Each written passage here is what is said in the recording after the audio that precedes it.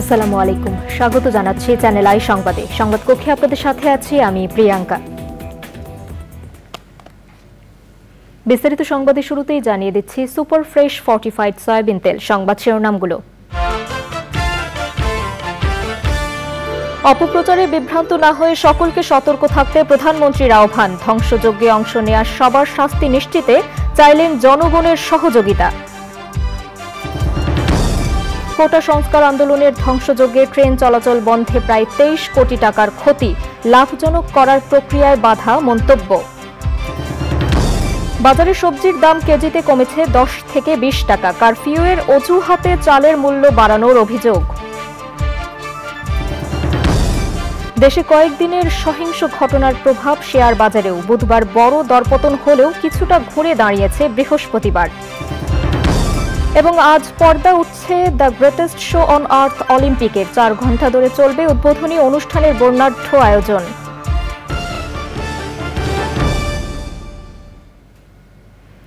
সংবাদ শিরোনামগুলো জানাচ্ছিলাম। এখনকার সংবাদ আয়োজন একই সঙ্গে চ্যানেল আই এর ইউটিউব চ্যানেলে এবং চ্যানেল আই এর ওটিটি প্ল্যাটফর্ম আই স্ক্রিনে লাইভ স্ট্রিম হচ্ছে।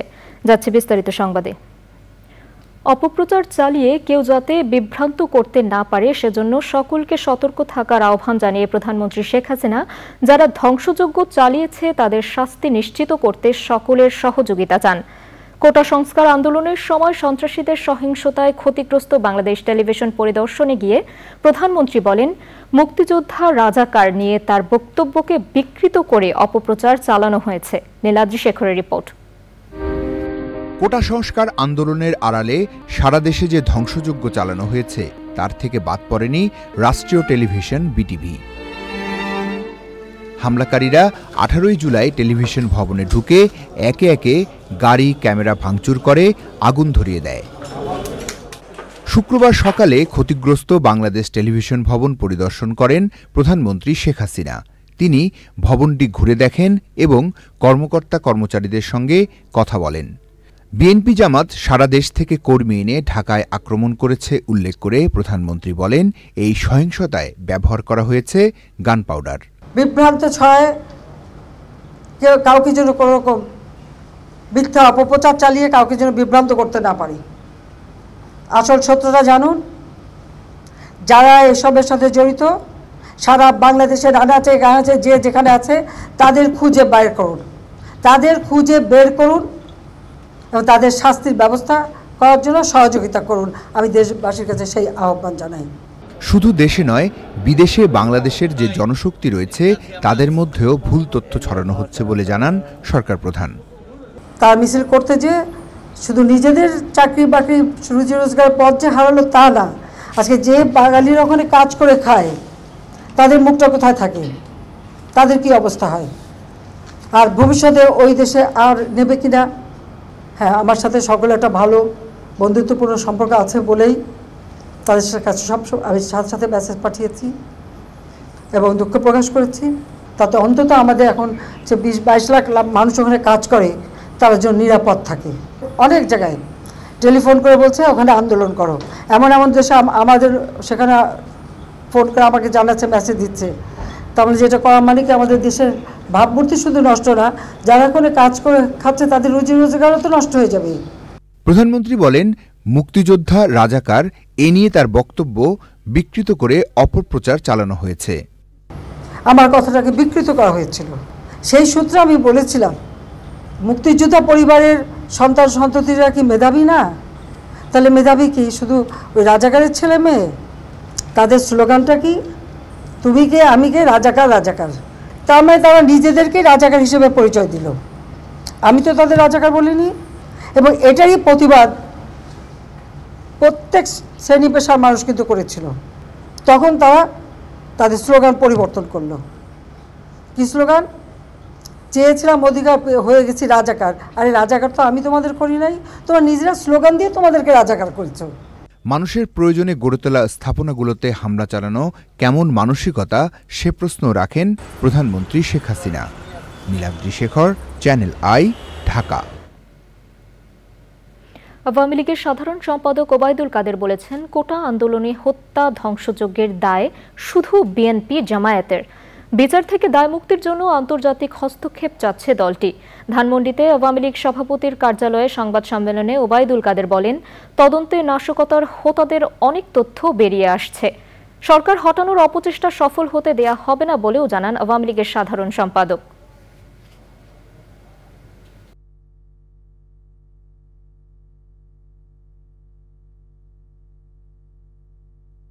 অংশ অগ্নি সন্ত্রাসের দায় সম্পূর্ণভাবে বিএনপি জামাত এই দায় এড়ানোর জন্য বারবার বিএনপি মহাসচিব অপকৌশলের আশ্রয় নিচ্ছে, চরম মিথ্যাচার করছে।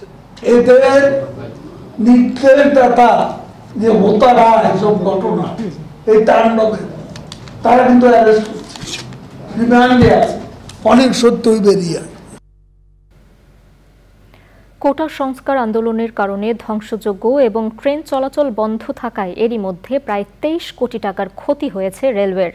রেলমন্ত্রী জিল্লুর হাকিম বলেছেন, রেলকে লাভজনক প্রতিষ্ঠানে পরিণত করার যে প্রক্রিয়া শুরু করেছিলেন তাও বাধাগ্রস্ত হলো এই পরিস্থিতিতে। ওবায়দুল রশিদের রিপোর্ট।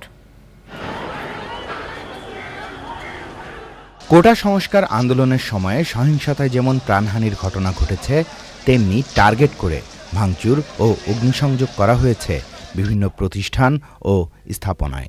এ থেকে বাদ পড়েনি সাধারণ মানুষের চলাচলের সবচেয়ে জনপ্রিয় বাহন ট্রেন। আন্দোলন সহিংসতায় রূপ নেওয়ার পর বন্ধ করা হয় ট্রেন চলাচল। কিশোরগঞ্জ এক্সপ্রেসের 3টা কোচে অগ্নিসংযোগ করছে। সোনার বাংলা কক্সবাজার পরাবত এক্সপ্রেস ট্রেনের বিভিন্ন কোচের গ্লাস ভাঙছে, যন্ত্রাংশের ক্ষয়ক্ষতি করছে, বিভিন্ন স্টেশনে সিগন্যালিং যন্ত্রপাতির ক্ষয়ক্ষতি করছে, বিভিন্ন ট্রেন ও স্টেশনে বৈদ্যুতিক যন্ত্রাংশের ক্ষয়ক্ষতি করছে। ট্রেন বাতিল করতে হয়েছে, তাদের যে টিকিট রিফান্ড করতে হয়েছে সেটাই আমাদের 16 কোটি 29 লক্ষের উপরে। ক্ষয়ক্ষতির পরিমাণ 22 কোটি 3 লক্ষ 8 হাজার টাকা। যতদিন ট্রেন চলাচল বন্ধ থাকবে ততদিন ক্ষতির পরিমাণ বাড়বে, জানান রেলমন্ত্রী। আমরা রেলকে লাভজনক প্রতিষ্ঠানে পরিণত করব, সেই কাজগুলো আমরা শুরু করব পরিস্থিতি স্বাভাবিক হলে, এবং এই সবগুলো দিয়ে আমাদের তো একটু সময় লাগবেই। রেল আমরা হয়তো পরিস্থিতি স্বাভাবিক হলে চালু করে দেব। ট্রেন চলাচল বন্ধ থাকায় যাত্রীদের দুর্ভোগও বেড়েছে। Obaidul Rashid, channel I, Dhaka. বাজারে সব ধরনের সবজির দাম কেজিতে 10 থেকে 20 টাকা কমেছে ডিমের দামও। তবে কারফিউয়ের অজুহাতে চালের দাম কেজিতে 2 থেকে 5 টাকা বাড়িয়ে দিয়েছেন বিক্রেতারা। মুরগির দাম কেজিতে প্রকারভেদে 10 থেকে 15 টাকা বেড়েছে। মাসরুর শাকিলের রিপোর্ট। দেশের বিভিন্ন স্থানে বিভিন্ন সময় কারফিউ চলছে। সময়ের হেরফেরে কিছুটা বিঘ্নিত হচ্ছে পণ্য পরিবহন। চালের দাম বৃদ্ধির জন্য কারফিউকে দায়ী করছেন বিক্রেতারা। গাড়িগুলো আসতেছে না বিদায় বাজার কিছুটা বাড়ছে, 28। আর মিনিকেটে এখনো অত বেশি বাড়ে নেই। মিনিকেট ধরেন আগে ছিল 3350 3400, এখন ধরেন 3650 3500। বাজারের দাম যা বাড়ার তো মনে করেন যে আগেই বাড়ছে, নতুন করে কোনো সংকট বা কোনো কিছু বাড়ে নাই, যা হওয়ার আগেই হয়ে রয়েছে, কিন্তু বাজারে কোনো কাস্টমার নাই, এতে আমরা অনেক কষ্ট আছি। মুরগির দামও বেড়েছে, তবে কমেছে ডিমের দাম। দাম একটু বাড়ছে সোনালির দাম। সোনালি 290 টাকা কেজি ভাই, ব্রয়লার 180, লেয়ার হলো 320। যোগাযোগ ব্যবস্থা বিচ্ছিন্ন বাইরে গেছিল, একটু কমছে, কালকে থেকে আজকে 5 টাকা কম আছে বাজারে। কিছুটা স্বস্তি ফিরেছে সবজির বাজারে। সরবরাহ ভালো থাকায় কাঁচামরিচ সহ সব ধরনের সবজির দাম উল্লেখযোগ্য পরিমাণ কমেছে। এই যে এটা টমেটোটা, তারপরে গাজর, তারপরে ধরেন এই যে শসাটার দাম কমেছে, তারপরে যে পটল, কাঁচামরিচের দামও কমেছে। গতকালকের আগের দিনে ছিল 300 টাকা কেজি, গতকাল ছিল 180, লাস্ট 200, আর এর আগে তো 300 ছিল, মাঝখানে একদিন 500 টাকা গেছে, আর আজকে একদম 10 টাইমে গেছে, 100 টাকাও পাওয়া যায়। লতি হলো 60 টাকা, বেগুন 60 টাকা, আগে ছিল 80, 90, 100, টমেটো 180, আর দেশি গাজর হলো আপনার 100 টাকা, আর চানা গাজর 180 টাকা, বেগুন 70 টাকা, পটল 40 টাকা, ভেন্ডি 40 টাকা, শসা 70 টাকা, মুরগি 80 টাকা, কেজিতে 20-30 কমছে। পেঁয়াজের দাম অপরিবর্তিত রয়েছে। পাইকারিতে দেশি পেঁয়াজ 110 টাকা, ভারতীয় পেঁয়াজ 90 টাকায় বিক্রি হচ্ছে। বাজারে পর্যাপ্ত পেঁয়াজ রয়েছে। পাইকারিতে আলু বিক্রি হচ্ছে প্রকারভেদে কেজি 40 থেকে 50 টাকায়। মাসুর শাকিল, চ্যানেল আই, ঢাকা। আমদানি রপ্তানি সহজ করতে চালু হওয়া পণ্য চালান দ্রুত খালাসকরণ বিধিমালা নিয়ে মুখোমুখি অবস্থানে বাণিজ্য সেবাদানকারী দুই group. Dhaka customs agent association বলছে, কয়েকজন বড় ব্যবসায়ীকে সুবিধা দিতে গোপনে হঠাৎ করে বিধিটি জারি করা হয়েছে। ওই বিধি বাতিলের দাবি জানিয়ে তারা বলছে, না হলে হযরত শাহজালাল আন্তর্জাতিক বিমানবন্দরের কার্গো ভিলেজে কর্মবিরতিতে যাবেন তারা। অন্যদিকে international air express association of বাংলাদেশের সদস্যরা বলছেন, আন্তর্জাতিক বিশ্বে বাংলাদেশের ভাবমূর্তি উজ্জ্বল করবে বিধিটি। রিজভি নেওয়াজের রিপোর্ট। কাস্টমস আইন 2023 সুষ্ঠুভাবে বাস্তবায়ন করতে 6 জুন কার্যকর হয়েছে পণ্য চালান দ্রুত খালাসকরণ বিধিমালা। আমদানি পণ্য বাংলাদেশে পৌঁছার পর দিনে দিনে গ্রাহকের কাছে পৌঁছে দিতেই জাতীয় রাজস্ব বোর্ডের এই উদ্যোগ। তবে 30 কেজি পর্যন্ত আমদানি পণ্য খালাস এবং গ্রাহকের কাছে পৌঁছে দেওয়ার এই সেবাটি দিতে পারবেন বিশেষ লাইসেন্সপ্রাপ্ত ইন্টারন্যাশনাল এয়ার এক্সপ্রেস অ্যাসোসিয়েশনের সদস্যরা। আমরা যেটা পালন না করি তাহলে আমরা এক্সপ্রেস সার্ভিস প্রোভাইডার হিসেবে, যেটা আন্তর্জাতিক কুরিয়ার যেটাকে বলে, কুরিয়ার সেবা, এটা আমার লাইসেন্স আর থাকবে না। সুন্দরবন কুরিয়ার যখন তার একটা ডাক চট্টগ্রাম পাঠায়, সেটা কে ডেলিভারি দেয়? যেখানে যেখানে তার এজেন্ট ডাইরেক্ট অফিস আছে সেখানে সে সরাসরি ডেলিভারি দেয়, যেখানে তার এজেন্ট আছে সেখানে তার এজেন্ট ডেলিভারি দেয়, তাই তো? আমাদের এটার ক্ষেত্রে এক্স্যাক্টলি তাই। যেমন ডিএইচএল এর ক্ষেত্রে কী হয়, ডিএইচএল এর ডাইরেক্ট অফিস আছে, এখানে কিন্তু ডিএইচএল এই সেবাটা ডাইরেক্টলি দিবে। এটার মূল যে উদ্দেশ্যটা, যে লক্ষ্যটা, সেটা হচ্ছে যে এটা যেন 0 ডেতেই মালামালগুলো ডেলিভারি দেওয়া যায়। 6 জুনের আগে এই কাজটি করতেন মূলত সিএনএফ এজেন্টরা। আমরা ক্যাটাগরি 1 এ বলা আছে ডকুমেন্টেশন, এগুলি ওরা করবে, এতে আমাদের কোনো আপত্তি নেই। গিফট পাঠালেন, ওটা কাজ করতে পারবে তারা।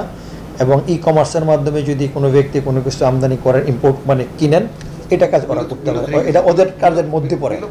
হ্যাঁ, এবং বিলো 3 কেজি, কারণ আপনার করবে। আর যাতে ইন্ডাস্ট্রিয়াল পণ্য রিলেটেড যত গুডস আছে যেখানে ট্যাক্স ইম্পোজ করে ইনভলভ এবং নানান সংস্থার সার্টিফিকেট ইনভলভ, সেটা আমাদের কাজটা আমরা করব। কুরিয়ার কিন্তু স্মাগলিংয়ের সাথে জড়িত।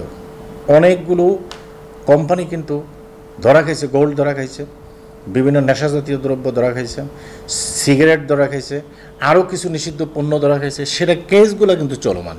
কুরিয়ারের এমন একটা ফরম্যাট করছে, আপনার মিস ডিক্লারেশন যাচাই করার কোনো সুযোগই নাই। তারা মাল আনবে, মাল ক্লিয়ার করবে। আমার পেটে লাথি মেরে আপনি কিভাবে ওইখানে দ্রুত চিন্তা করতে পারবেন? আপনি নিজেও বোঝেন যে যেখানে আমার 20 জন লোক 20টা ডকুমেন্টস করবে আর একজন লোক 20টা ডকুমেন্টস করবে, সেখানে কে দ্রুত করতে পারবো সেটা একটু আপনি নিজে চিন্তা ভাবনা করে দেখেন। শাহজালাল আন্তর্জাতিক বিমানবন্দর দিয়ে প্রতিদিন 700 টন পণ্য রপ্তানি হয়, আমদানি পণ্য আসে আরও 900 টন। Rizvi Newaz, channel I, Dhaka. দেশে কয়েকদিনের সহিংস ঘটনার প্রভাব পড়েছে শেয়ার বাজারেও। সাধারণ ছুটির আগে শেষ কার্যদিবসে দরপতনের মাধ্যমে লেনদেন শেষ হওয়ার পর বুধবার খোলার প্রথম দিনে বড় দরপতন হয়েছে। তবে বৃহস্পতিবার অনেকটা ঘুরে দাঁড়ায় শেয়ার বাজার। পরাগাজিমের রিপোর্ট।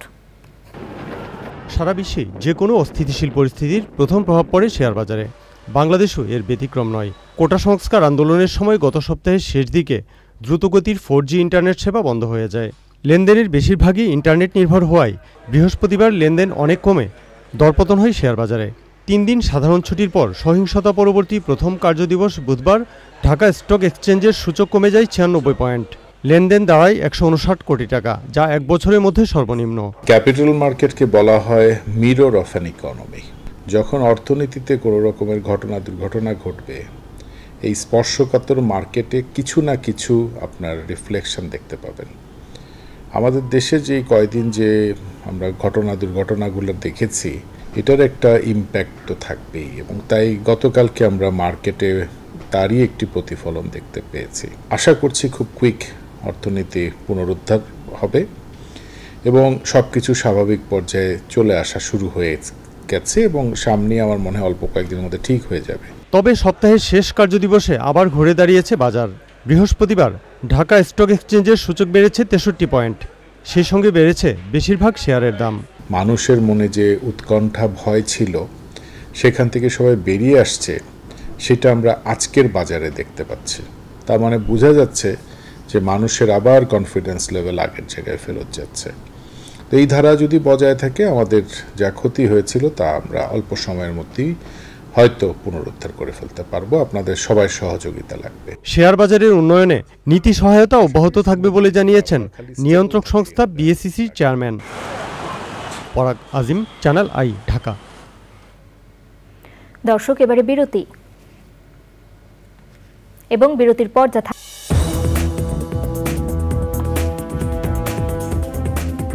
ফিরে এলাম বিরতির পর। শিগগিরই খুলছে না ঢাকা বিশ্ববিদ্যালয়। উপাচার্য বলেছেন, প্রশাসনের সব শক্তি প্রয়োগ করেও পরিস্থিতি নিয়ন্ত্রণে আনা সম্ভব হয়নি। সাধারণ শিক্ষার্থীদের প্রাণ বাঁচাতে প্রশাসনের অনুমতি না থাকা সত্ত্বেও পুলিশ গুলি চালাতে বাধ্য হয় বলে জানান উপাচার্য। মোস্তফা মল্লিকের রিপোর্ট। কোটা সংস্কার আন্দোলনকে কেন্দ্র করে সহিংসতার চিহ্ন ঢাকা বিশ্ববিদ্যালয়ের আনাচে কানাচে। হলগুলোর মধ্যে সবচেয়ে বেশি ক্ষতিগ্রস্ত হয়েছে মাস্টারদা সূর্য সেন ও স্যার এএফ রহমান হল। ক্ষয়ক্ষতির পরিমাণ নিরূপণ করতে একটি কমিটি গঠন করা হয়েছিল। কমিটি বলছে, বিশ্ববিদ্যালয়ের বিভিন্ন হলের ৩০০টি রুম পুরোপুরি ক্ষতিগ্রস্ত হয়েছে। শুক্রবার সকালে উপাচার্য সহ শিক্ষকদের একটি দল পরিদর্শন করে রোকেয়া হল। এরপর স্যার এএফ রহমান হল ঘুরে দেখেন তারা। উপাচার্য বলছেন, এই পরিস্থিতিতে বিশ্ববিদ্যালয় খুলে দেয়া সম্ভব নয়। আমরা রুমগুলো যখন আমরা রিপেয়ার করতে পারবো, বিশ্ববিদ্যালয় যখন প্রস্তুত হবে, তখন আমরা বিশ্ববিদ্যালয় খোলার বিষয়ে আমরা সিদ্ধান্ত গ্রহণ করব। উপাচার্য বলেন, বিশ্ববিদ্যালয় এলাকায় সাউন্ড গ্রেনেড নিক্ষেপ, গুলিসহ যা হয়েছে তার কোনোটিতেই বিশ্ববিদ্যালয় প্রশাসনের অনুমতি ছিল না।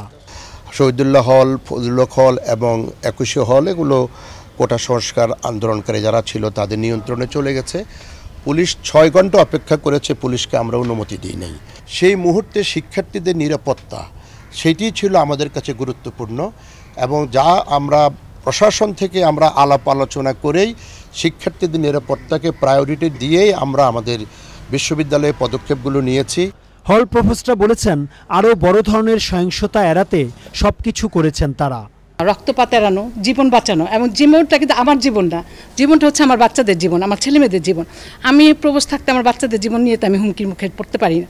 তখন আমি বললাম যে ঠিক আছে, স্যারকে ফোন করলাম, স্যার বললো ঠিক আছে, ওরা যা বলে আপনি মেনে নেন। একটা পক্ষ কথা বলছে আর একটা পক্ষ ভেতরে ঢুকে ওরা চেষ্টা করেছে যে কারা কারা হলে আছেন, তো তাদের হয়তো ছাত্রলীগ নেতারা, আমি বলবো না, কারোর প্রতি আক্রোশ থাকতে পারে, সেই রুমগুলো ওরা খোঁজার চেষ্টা করেছে এবং সেগুলো সব ভাঙচুর করছে।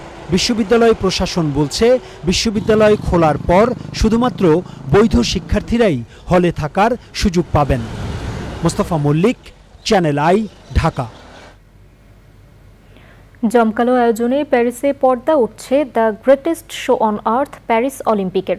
প্রথমবারের মতো অলিম্পিক স্টেডিয়ামের বাইরে হবে মূল আয়োজন। সিন নদীর তীরে বিশাল আয়োজন ঘিরে নিরাপত্তা ব্যবস্থা সহ নেওয়া হয়েছে নানা উদ্যোগ। বাংলাদেশ সময় রাত 11:30টায় শুরু হবে উদ্বোধনী অনুষ্ঠান। আদিল আহমেদ শানের রিপোর্ট। শেষ হচ্ছে অপেক্ষার পালা। বিশ্বের সবচেয়ে বড় এবং মর্যাদাপূর্ণ ক্রীড়া আসর অলিম্পিক গেমস 2024-এর পর্দা উঠছে। ফ্রান্সের মাটিতে ক্রীড়াযজ্ঞের উদ্বোধনকে ঘিরে রয়েছে নানা বৈচিত্র্য। প্রথমবারের মতো মূল অ্যাথলেটিক স্টেডিয়ামের বদলে উদ্বোধনী প্যারেড হবে দেশটির সিন নদীর তীরে 6 কিলোমিটার এলাকা জুড়ে। ঐতিহাসিক আইফেল টাওয়ারের পূর্ব কোণের অস্টারলিটস সেতু থেকে নৌকা ও বার্জে করে প্যারেডে অংশ নেবেন অ্যাথলেটরা। 206টি দেশের 10,000-এর বেশি অ্যাথলেট অংশ নিচ্ছেন এবারের অলিম্পিকে। 32টি গেমসের 329টি ইভেন্টে অংশ নেবেন তারা। 100টি বোটে করে নির্ধারিত সেতু এবং দর্শনীয় স্থান ঘুরে শেষ হবে প্যারেড। নির্ধারিত স্ট্যান্ডে বসে 4 ঘন্টার মনোমুগ্ধকর আয়োজন উপভোগ করবেন প্রায় 5 লক্ষ দর্শক। ঐতিহাসিক নটরডেম ক্যাথেড্রালের পাশ ঘেঁষে মনোজ্ঞ সাংস্কৃতিক অনুষ্ঠান পরিবেশন করবেন আন্তর্জাতিক খ্যাতিসম্পন্ন প্রায় 3000 শিল্পী। অপ্রীতিকর ঘটনা এড়াতে আইনশৃঙ্খলা বাহিনীকে সহায়তা করবেন রেকর্ড সংখ্যক স্থানীয় ভলান্টিয়ার, স্পেশাল ফোর্স এবং সেনা সদস্যরা। খ্রিস্টপূর্ব 776 অব্দে অলিম্পিক শুরু হলেও আধুনিক অলিম্পিকের যাত্রা শুরু 1869 সালে। তাই ঐতিহ্য মেনে প্রথমে বার্জে থাকা অলিম্পিকের জন্মভূমি গ্রিসের পতাকাবাহী অ্যাথলেটদের পরিচয় করিয়ে দেওয়া হবে। এরপর শরণার্থী শিবিরের অ্যাথলেট এবং সবশেষ হোস্ট ফ্রান্সের অ্যাথলেটদের পরিচয় করিয়ে প্যারেডের সমাপ্তি হবে। আদিল আহমেদ শান, স্পোর্টস ডেস্ক, চ্যানেল আই। সাম্প্রতিক সহিংস পরিস্থিতির কারণে কক্সবাজারে পর্যটন খাতে মন্দাভাব দেখা দিয়েছে। এক সপ্তাহ ধরে পর্যটন শূন্য দেশের প্রধান পর্যটন শহর কক্সবাজার। আর্থিক ক্ষতির মুখে পড়েছেন পর্যটন ব্যবসায়ী সহ এ খাত সংশ্লিষ্টরা। দিনে প্রায় 10 কোটি টাকা ক্ষতি হচ্ছে বলে জানিয়েছেন তারা। কক্সবাজার থেকে নুরুল আলমের ভিডিও চিত্রে সরোয়ার আজম মানিকের রিপোর্ট। অপরূপ সৌন্দর্যে ভরা বিশ্বের দীর্ঘতম সমুদ্র সৈকত কক্সবাজার। সারা বছরই থাকে পর্যটকদের আনাগোনা, কিন্তু হঠাৎ কোটা সংস্কার ইস্যুতে সহিংস পরিস্থিতি এবং টানা কারফিউর কারণে পর্যটক শূন্য হয়ে পড়েছে কক্সবাজার। এমন অবস্থায় বিপাকে পড়েছেন পর্যটন খাত সংশ্লিষ্ট ব্যবসায়ীরা। কক্সবাজারে যেহেতু পর্যটক না আসতেছে কয়েকদিন ধরে, বেস্ট আমরা কষ্টে আছি, আমাদের আর কোনো সুযোগ নেই আয় করার মতো। পর্যটক শূন্য কক্সবাজার সৈকতের চারিদিকে শুনশান নীরবতা। ব্যস্ততা নেই সৈকতের photographer, beach bike, water bike চালক ও ঘোড়াওয়ালাদের। বালিয়াড়িতে খালি পড়ে আছে কিটকটগুলো। কক্সবাজারের 5 শতাধিক হোটেল মোটেলে নেই কোনো পর্যটক। এমন অবস্থায় লোকসান গুনতে হচ্ছে হোটেল ব্যবসায়ীদের। হোটেলের মধ্যে আমাদের টোটালি গেস্ট নেই, এরকম পরিস্থিতি চলতে থাকে তাহলে আমাদের খুবই কষ্টের মধ্যে পড়ে যাব। একদমই আমাদের গেস্ট নাই, আর যে পরিস্থিতি দেখতেছি এতে মধ্যে কেউ রিস্ক নিয়ে আসতেও চায় না। তো আমরা সবাইকে একটু আবেদন করবো যে সরকারের কাছে দাবি জানাবো যেন পরিস্থিতি খুব সুন্দরভাবে স্বাভাবিক হয়ে যায়। এক সপ্তাহ যাবৎ ব্যবসা শূন্য অবস্থায় আছে, তাহলে আমাদের নেট লস 30-35 কোটি টাকা। দেশ স্বাভাবিক অবস্থায় ফেরার আশায় কক্সবাজারে পর্যটন খাতের ব্যবসায়ীরা। কোটা সংস্কার আন্দোলনের কারণে সহিংসতা, এরপর সান্ধ্য আইন জারি, এর প্রভাব পড়েছে দেশের অন্যতম পর্যটন কেন্দ্র কক্সবাজারে। সবকিছু কাটিয়ে উঠে আবার স্বাভাবিক হবে এই পর্যটন কেন্দ্র, এমনই প্রত্যাশা সংশ্লিষ্টদের। কক্সবাজার সমুদ্র সৈকত থেকে সরোয়ার আজম মানিক, চ্যানেল আই। এবারে জয় বানানো ফাইবার মেশিন সিল্ক সিটি সংবাদ।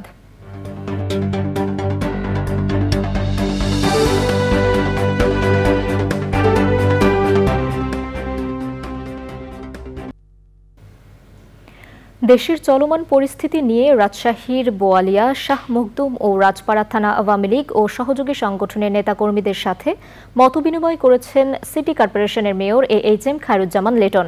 নগর ভবনের সিটি হল রুমে সভায় সভাপতিত্ব করেন রাজশাহী মহানগর আওয়ামী লীগের সভাপতি বীর মুক্তিযোদ্ধা মোহাম্মদ আলী কামাল। মহানগর আওয়ামী লীগের সাধারণ সম্পাদক ডাব্লু সরকারের সঞ্চালনায় আরও ছিলেন রাজশাহী 2 আসনের সংসদ সদস্য অধ্যক্ষ শফিকুর রহমান বাদশাহ, সাংগঠনিক সম্পাদক মীর ইস্তিয়াক আহমেদ লিমন ও অন্যরা। ভাবছি চিন্তা করছি না হলে আমাদের দেশ যাতে সবার জন্য খুবই ভালো, আমাদের সবারই মঙ্গল। না হলে তারা যদি সমঝে যায়, যদি আর বাড়াবাড়ি না করে, ছাত্ররা যদি মেনে নিয়ে এই 9 দফা 10 দফা 20 দফা এগুলো না দিয়ে উস্কানিমূলক আচরণ না করে ঘরে ফিরে যায়, সবচেয়ে ভালো। কিন্তু যদি এগুলো হয় কোনো জায়গা থেকে তাদেরকে প্ররোচিত করে না, যেটা আরো পাচ্ছি অলরেডি, যদি হয় তাহলে তো আমাদের আর বসে থাকার সুযোগ নেই, আর আমাদের জনসমর্থনের উপরে কোনো শক্তি নাই। এবারে নিটোল টাটা কৃষি সংবাদ।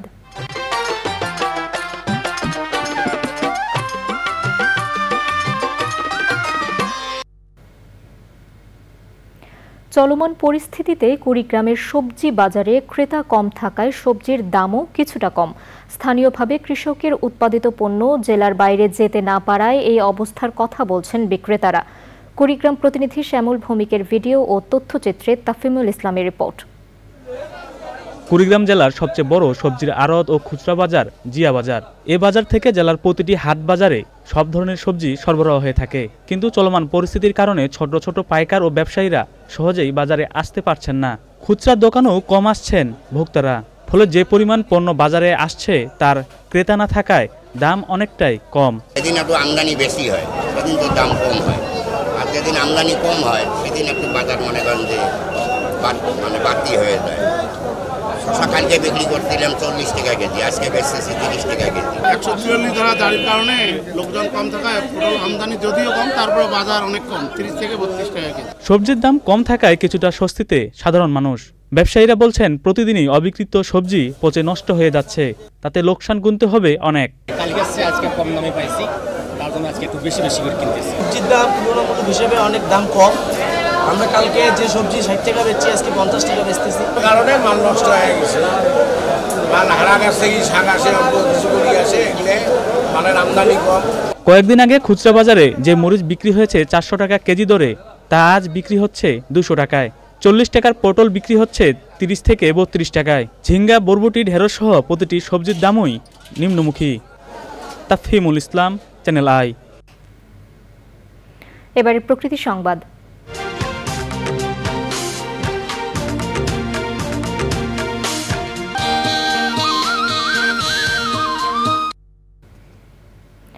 মুঘল আমলে নোয়াখালীর সোনাইমুড়িতে নির্মিত হয় বজরা শাহী মসজিদ।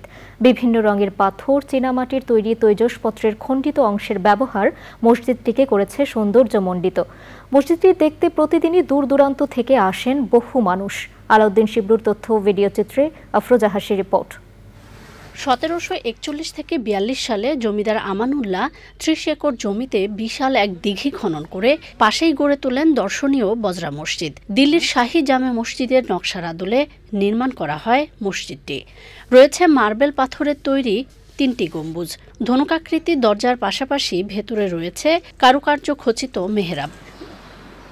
বিশেষ দিনে বাড়ে দর্শনার্থী ও মুসল্লিদের ভিড়। সাওয়ার জন্য আসে লোক, সৌন্দর্যগুলো সাওয়ার জন্য এই ধরনের মসজিদ মনে করেন নোয়াখালী ডিস্ট্রিক্টের ভিতরে এই কোয়ালিটি এই সিস্টেমের মসজিদ নেই। আমাদের অনেক ইচ্ছা বলতে মসজিদ আসার জন্য আমরা অনেক নিয়ত করছি যে আল্লাহ যদি হুকুম করে আমাদের নিয়ত যদি পূরণ করে তাহলে তার আলহামদুলিল্লাহ।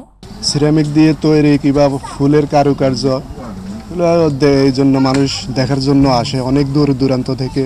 জুমার সময় বিশেষ দিনগুলো তো সারা বাংলাদেশ থেকে মানুষ আসা হয়। জানা যায় মোগল সম্রাট মোহাম্মদ শাহের বিশেষ অনুরোধে মক্কা নগরীর বাসিন্দা মাওলানা শাহ আবু বকর সিদ্দিকী ঐতিহাসিক মসজিদটির প্রথম ইমাম নিয়োজিত হন। পর্যায়ক্রমে তার বংশধররাই ইমামের দায়িত্ব পালন করছেন। অনেক মুসল্লি এখানে নামাজ আদায় করে তৃপ্তি অনুভব করেন এবং ওনাদের মনের আশা যে আকাঙ্ক্ষা যে এই মসজিদে অনেক ওলি আল্লাহ সেজদা করেছেন, অনেক বুজুর্গানের দিন এই মসজিদে এসেছেন এবং ওনাদের এখানে সেজদা রয়েছে, ওনারাও এখানে 2 রাকাত নামাজ আদায় করে ওনারা তৃপ্তি অনুভব করেন। ঐতিহ্যবাহী এই বজরা শাহী মসজিদে মুসলমানদের পাশাপাশি আসেন অন্যান্য ধর্মাবলম্বীরাও।